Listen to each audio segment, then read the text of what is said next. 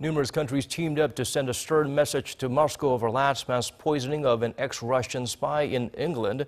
In response, the Kremlin called for an open meeting of the UN Security Council to discuss the matter. Arirang has the latest.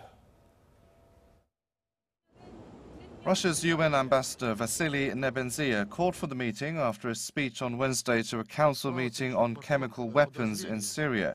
He reportedly wrote to the UNSC president saying Russia shares the principle that the use of chemical weapons anywhere, quote, is not acceptable and must be investigated. Russia has been pressured to admit being involved in the poisoning of Sergei Skripal and his daughter last month, but Moscow has denied the widespread allegations which have been sparked by Britain.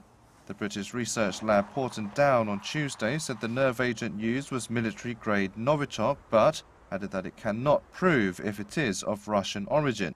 Meanwhile, during a meeting of the International Chemical Weapons Watchdog at The Hague on Wednesday, Russia's proposal to be part of the investigation into the attack was voted down by 15-6 with 17 abstentions.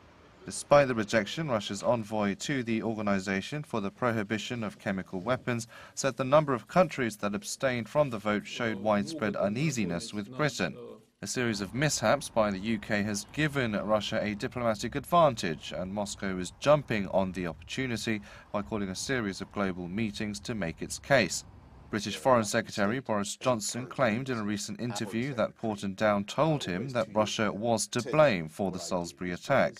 The UK's Foreign Office also admitted to deleting a tweet which made similar claims.